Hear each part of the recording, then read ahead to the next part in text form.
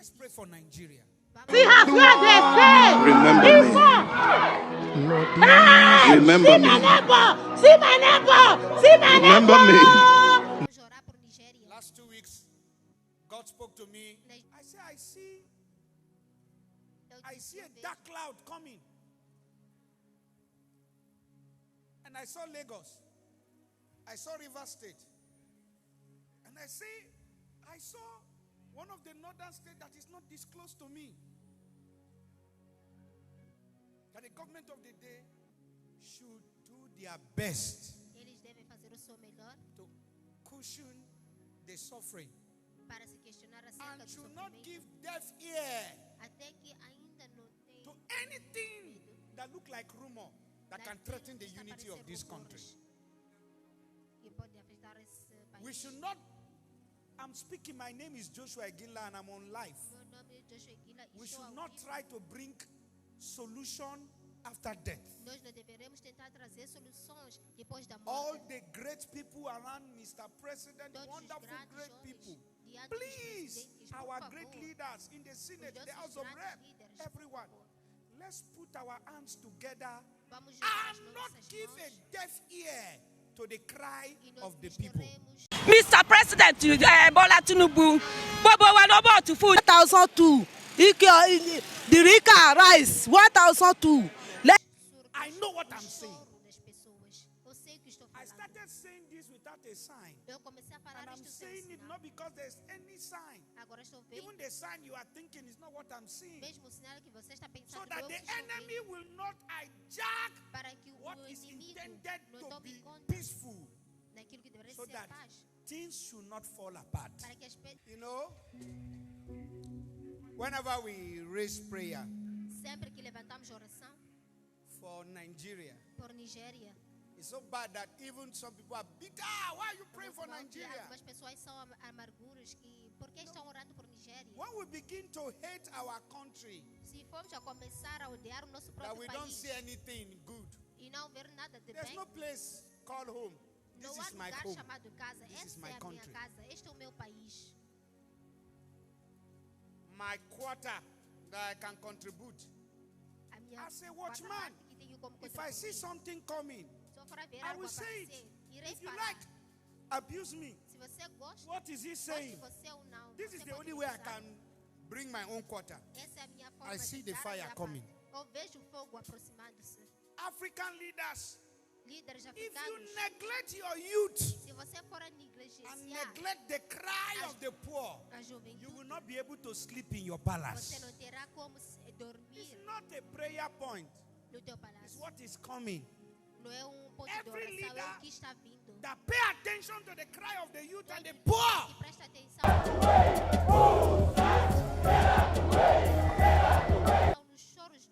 I said it last week or 2 weeks. I said, why you are having your long-time plan? Have a short-term plan to cushion the suffering of the poor. If not, you will not be able to achieve your long-term plan. I'm not a prophet of doom. It's what I see that I say. May the Lord keep Nigeria.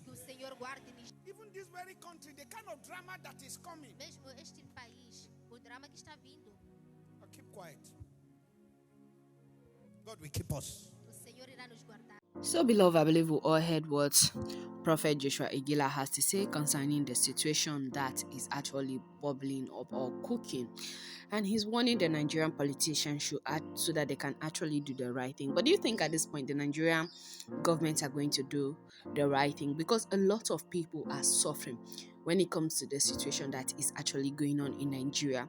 And a lot of citizens have felt like they have had enough from this bad governance because these people are not willing to do anything.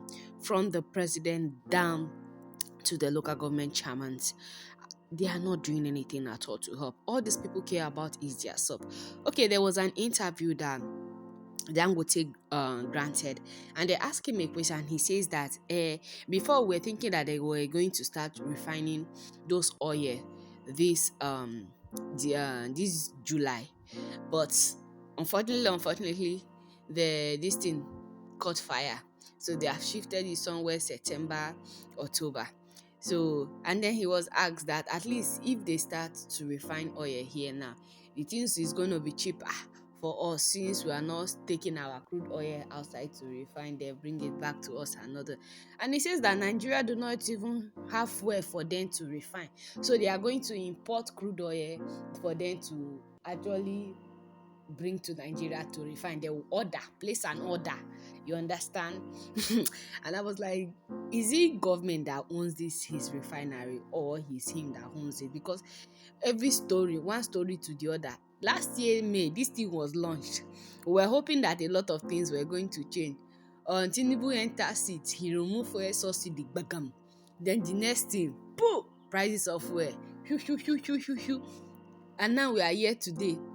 So what are they telling us? What is it like that is there that we don't know or we don't understand? Because I felt like it's government that owns that refinery. He start bragging of how he does not have housing abroad. He only have one in Lagos and is it Kano.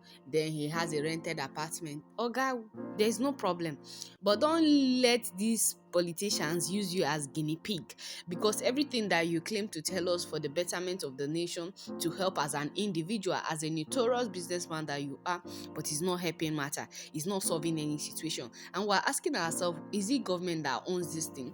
I'm not going to really bore you, but I'm gonna let you watch the video and hear where Dangote was actually talking about these things.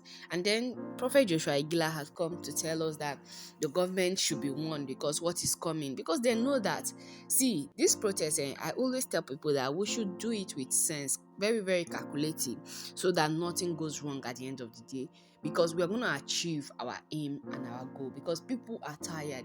You need to listen to people cry. I don't even want to put videos of people like hardship, so that it will not break your heart, because if you see it, you start shedding tears of what people are going through. I know you yourself, you're not comfortable, but you're a bit where to do. At least if you cannot afford at all, you can afford 2 square meal. Just imagine those people that cannot even afford at all. You see old women coming to beg for food, like from the next compound coming, or even 2 streets, they will come, please, what to eat. They can't even talk. You go to your room, you give them food and water, the way they will start praying for you. I used to remember those good old days when you can use 1,000 naira to cook. Do you know how much things are? Do you know how much is 5 liters of oil? 7,000 naira. Something that used to be 900, 800, 600 sometimes. It's so bad. And before you know, they start talking about inflation, COVID-19, this COVID-19. They don't even have. See, Joshua Iginla says that they should forget about their long-term plan and solve the immediate. See, they don't even have one at all.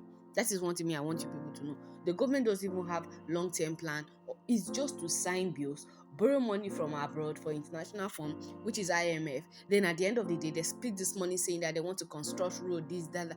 Road leading to a lot of places are very bad. That is why accidents keep happening every time.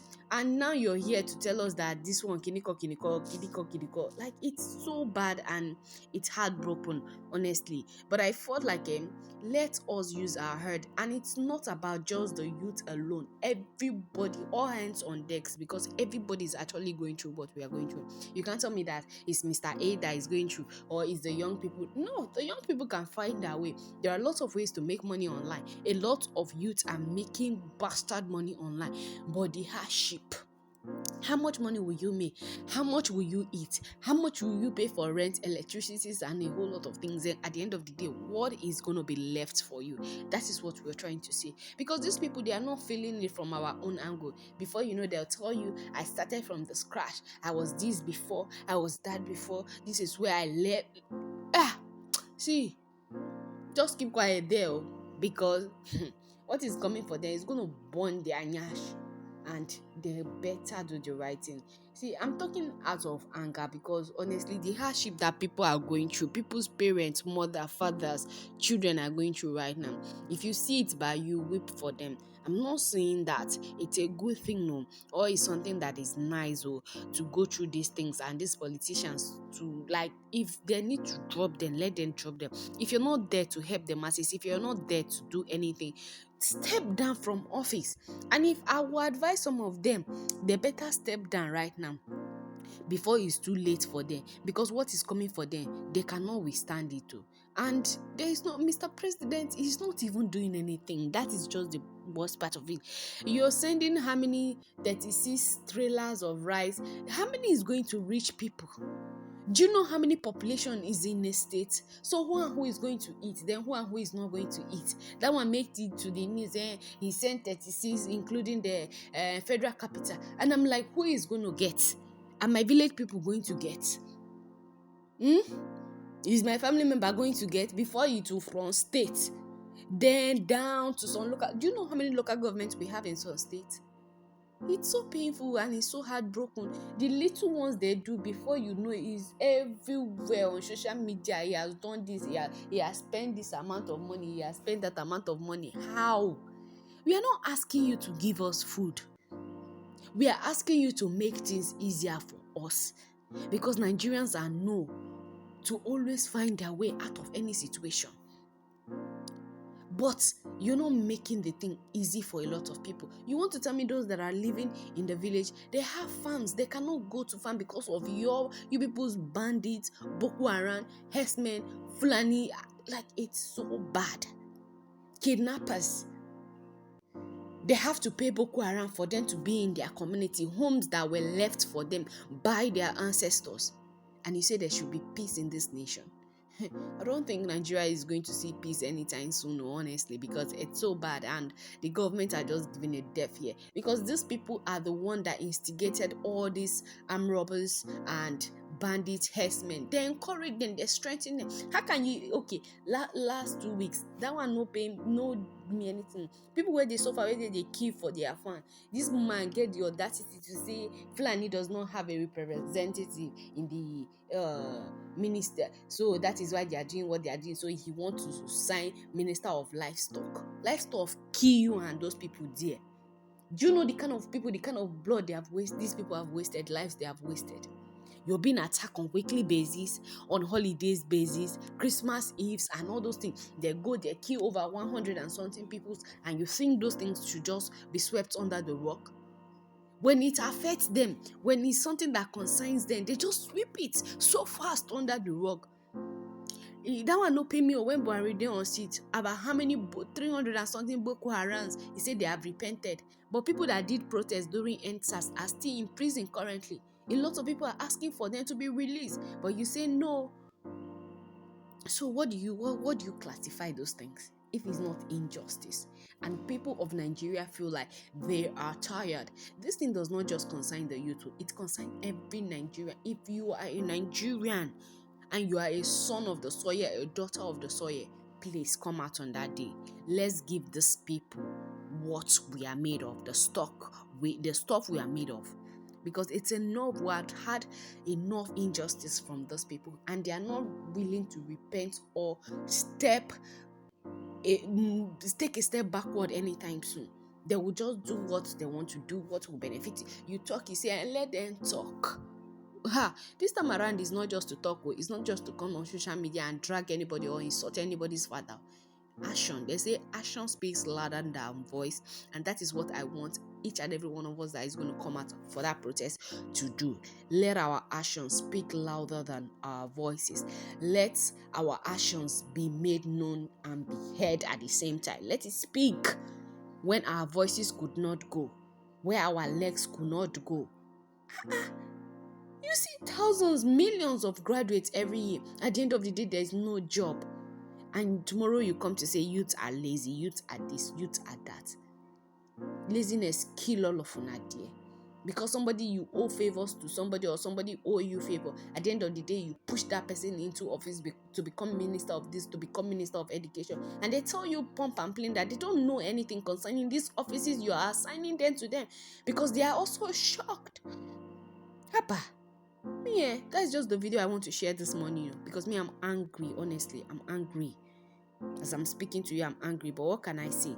Do well to subscribe, comment, like, share this video on all social media platforms.